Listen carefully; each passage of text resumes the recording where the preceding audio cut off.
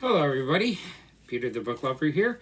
And for your viewing pleasure, I'm going to be talking about this book today. This is I Survived the Attack of the Grizzlies, 1967. And this is by Lauren Tarshish. And it's a pretty interesting book, and I'm going to talk about it. So let's get into this. But before I get into the book, I want to thank you for being here. I have a YouTube channel to where I talk about books, and sometimes I talk about movies. And I have a great time doing it. Hopefully, we'll both have a good time as I talk about these books. And right now, I'm doing a Read What You Own challenge. This is book number 29 of the challenge. I'm going to read 100 books from my collection before I buy any more books.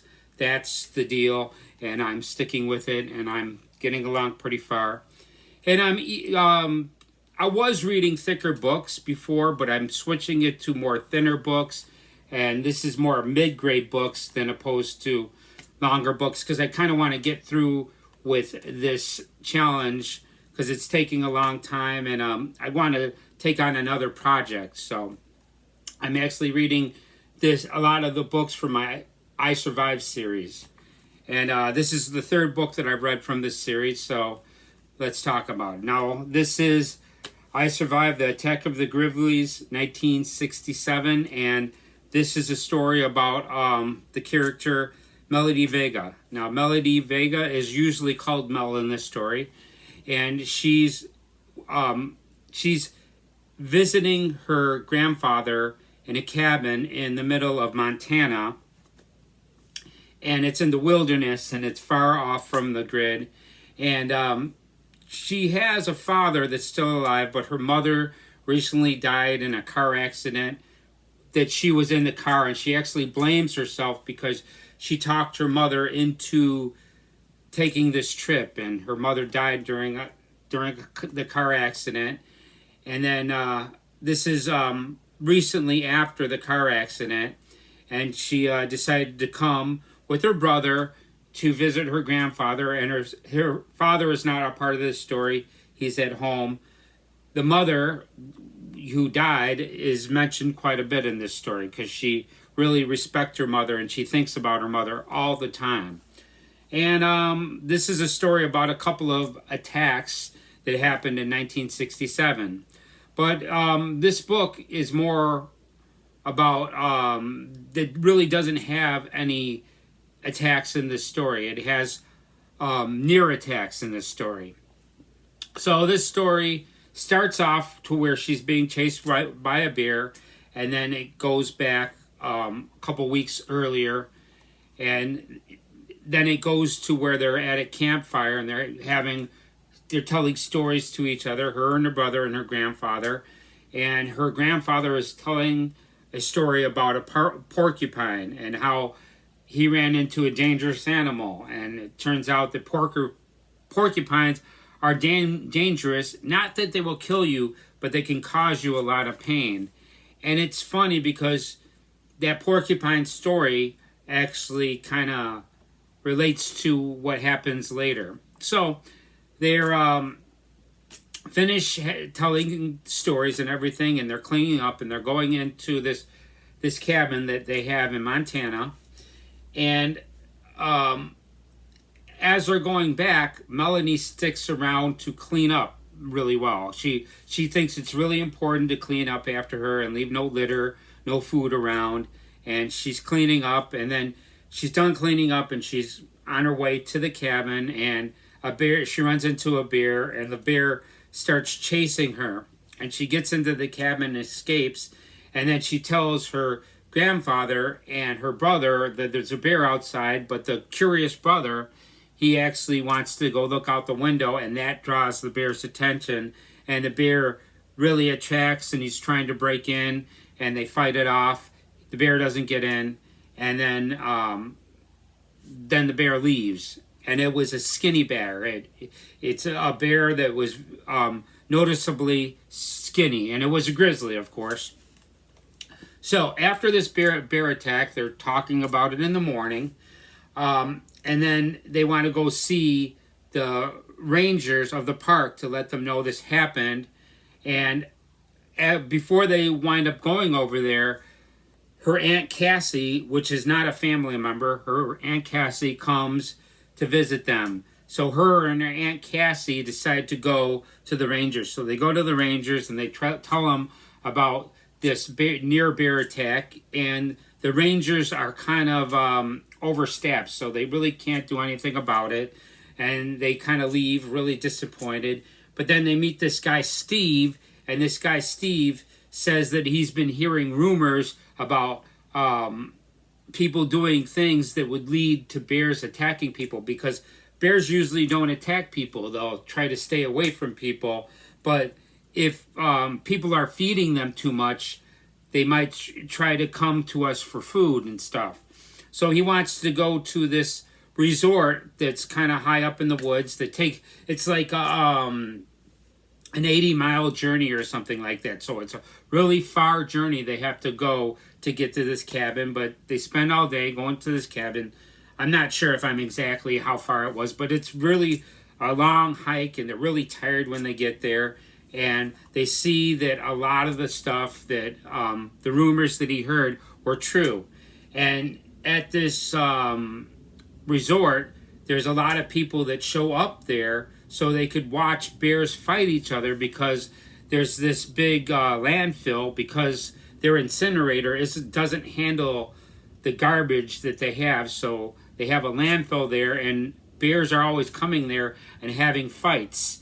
And these people, the Aunt Cassie and Mel and Steve, are kind of flabbergasted of this, and this is why the bears are like attacking people, because they're getting too close to humans and stuff. And one of the big rules is do not feed the animals. So during this time where they're at the resort, Mel actually goes out and she's by herself, and then she runs into the bear, and she almost winds up getting attacked by this bear, but she actually runs into a porcupine, porks a stick, and she hits a porcupine, and a porcupine gets in between her and the bear, and then ironically the porcupine actually winds up saving her. And then that's pretty much what happens in this book. And then at the end of the book, you get some facts on grizzly bears and how to survive a grizzly bear attack.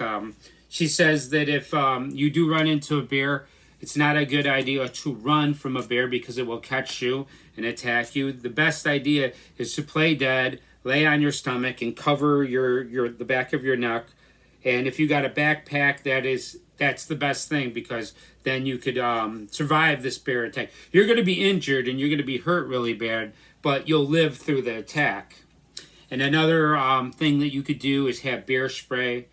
And then also there's, she describes the difference between grizzlies and black bears. Although I really didn't need that lesson, because I could tell them apart when I see them. So this book was an interesting read, but I enjoyed the other books better. Hopefully you don't start reading this book series with this book, because it really wasn't that exciting. I wouldn't highly recommend this, but at the same time, it's kind of interesting. I relate to the rules that she says, because I'm a non-litterer myself, so I really appreciate not littering. So there it is. That's this book, and this is book number 29 of the Read What You Own Challenge. And there's that one.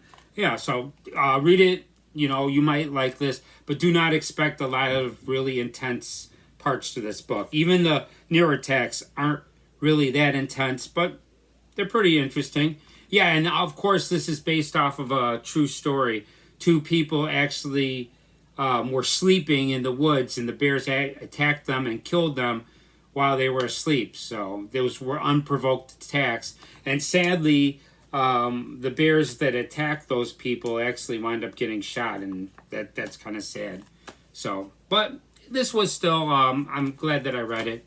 But like I say, I don't highly recommend this book. So the next one that I'm going to read is this one right here. This is I Survived the Great Chicago Fire, 1871. And this is also written by Lauren Tarshish. All these books are written by her. and this is going to be the fourth book of the series. Now, I know quite a bit about the Chicago fire, and this is like firsthand accounts of what people went through during this fire, and I really, really enjoy that. I've read another book called The Great Fire, and it was firsthand accounts of what happened to the people during the fire, and that is the most interesting way to learn about the Chicago fire. You could kind of, you feel like what it was like to be there during this disaster, and it was a really big disaster. You know, it really destroyed a big part of the city, and you know, quite a few people died during this event. And yeah, so I'm going to be reading this next, and I'm really looking forward to it. So the next thing that I want to talk about is that I'm joining a book club. It's called Book Minded. It's ran by Eden Ayash, and this is the first book that I'm reading for this book club, and this is Wuthering Heights. Now, the thing about this book, I read this book about a year ago, and now I'm rereading it again, but I'm rereading it twice. So this is my third time going through this book. And a year ago, I said this to myself: this book would probably be a lot better if you read this 2 times, because it will clear things up and you could get your head around all the characters in this story. You know what I mean? There's a lot of people that will be called by their first name, and sometimes they're called by their last names. And this is a story that's kind of like related to the maid. The maid tells you this story to the neighbor, Mr. Lockwood. Yeah, and there's these 2 properties, and this is like the history of these 2 families, the Linton and the Eatons. And it's a pretty interesting history, and it's a pretty good story. And this book is a lot better after reading it and then reading it again immediately, because everything will be fresh in your head, and a lot of things you'll be able to see a little bit better. It's really interesting.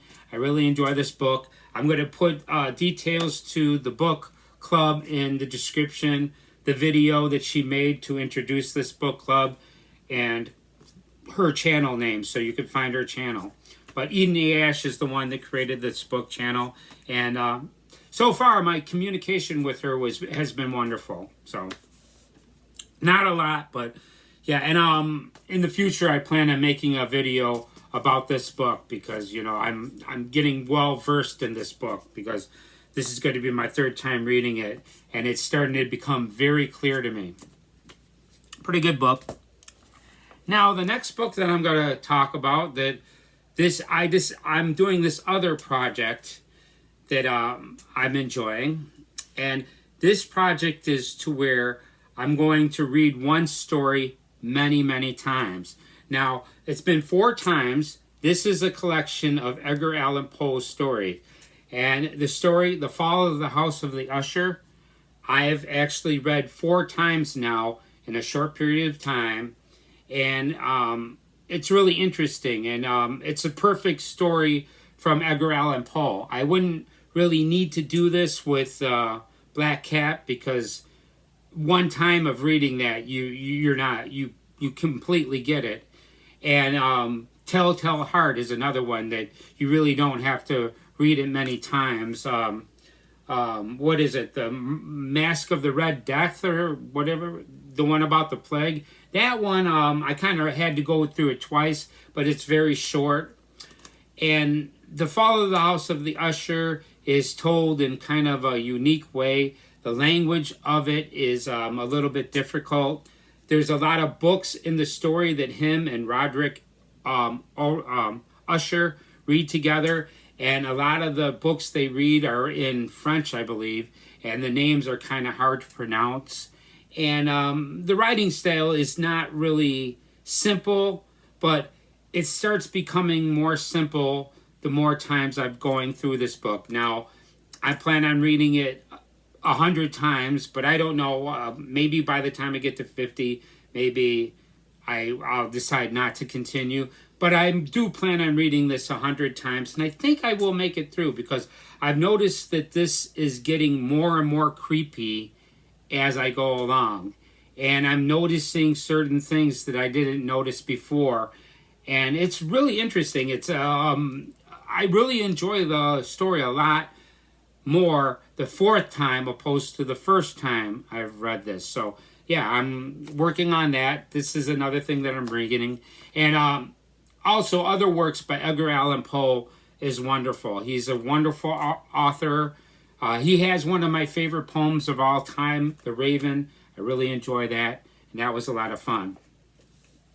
Okay, so the last thing that I want to do is talk about a couple movies.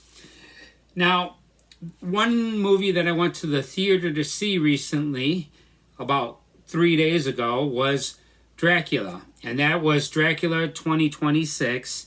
It's a new version. I really love the one from 1931, I think it was, with Bela Lugosi. That's my favorite Dracula. And my second favorite is the original Nosferatu. That's a really great one, too. I kind of like the one with Gary Oldman and Keanu Reeves, and Anthony Hopkins is Van Helsing. That's a pretty decent one as well. I kind of enjoyed that. And this one is kind of a different take. This one's a little bit further from the book. There's one thing in this story that I really, really enjoyed. There's a scene where he's first meeting Jonathan Harker, and Jonathan Harker is kind of not paying attention, and there's a mouse that's on the table, and Dracula grabs it and squeezes this mouse, and the blood comes out of the mouse, and then he drinks the mouse's blood like wine. And that was a pretty interesting scene. And it makes more sense than him cutting himself on a razor and then Dracula seeing it and starts licking it. To me, it makes a little bit more sense. Although I still like the thing, like with Gary Oldman, when he turns around and he licks the razor. Like he turns around to his back to Keanu Reeves and he licks the razor. That was pretty cool. This version has really good cinematography. I gotta say, this movie is beautiful, and this version has a bunch of gargoyles that's nowhere in the original story. This is the first version that I've seen where there was a bunch of gargoyles in the castle that Dracula uses as servants. There's another interesting thing. Dracula, after about 100 years of him not being able to die, he actually tries to commit suicide by jumping out a window, and he does it like multiple times, and he's jumping, and then he goes up the stairs and jumps again. That was kind of unique, kind of entertaining. And there was this perfume that he comes up with the story that really, he perfected this scent that when people smell it, he could kind of control their minds with this scent. And it was pretty interesting. I like it, man. And he goes all over the world to put this scent together. And yeah, it's a typical Dracula story, but with some different twists that's different from any version that I've seen. Although my favorite is back in 1930 with Bela Lugosi. That's just an awesome movie in my opinion. It's my favorite one. And yeah, I would definitely watch this movie again, and I think it was a good movie, and I enjoyed it. So the last movie, I'm going to talk about one other movie that I watched recently. This became available on YouTube, and that was The Blues Brothers. This is from 1980 with John Belushi and Dan Aykroyd. And this is a story where John Belushi gets out of prison, and then they go on this quest to put this band together. And this has a lot of comedy in this story, and it's wonderful. It's fantastic. I really enjoyed this movie. You've got a lot of guest stars in this movie. You got James Brown. You've got Aretha Franklin. You've got Ray Charles is in this story. A couple other actors that you recognize from other movies in this story. There's a lot of really fantastic chases in this movie that are wonderful. And this movie has a lot of diversity from different types of actors, and it's wonderful diversity. If you're a fan of diversity, this is a really good example of diversity. And at the same time, they make fun of rednecks, which I really enjoyed. Not that I hate rednecks, but I thought it was funny. And then the Nazis, they make fun of the Nazis as well. And they humiliate the Nazis in a very, very funny way. There was a lot of fun. And it was really funny on the Nazis in this story. It was pretty funny. A lot of wonderful car chase scenes that are really excellent. And also, Carrie Fisher is in this movie, and her performance in this movie is fantastic. I really enjoyed it a lot. So that's it. I'm Peter the Book Lover. For once, my cat's not here. She's actually sleeping over there, and I miss her. But at the same time, I'm thankful that you're checking out my channel. Please do me a favor if you can. Let me know what you think in the comments. And if you can, hit the like button. That would really help me out my channel a lot. And if you haven't seen the Blues Brothers, I highly recommend it. Oh yeah, and Steven Spielberg is in the movie as well with a cameo. You gotta love Steven Spielberg. Really wonderful movie. And that's about it. I really want to thank you for coming by, and I hope to see you in the next video. See you next time.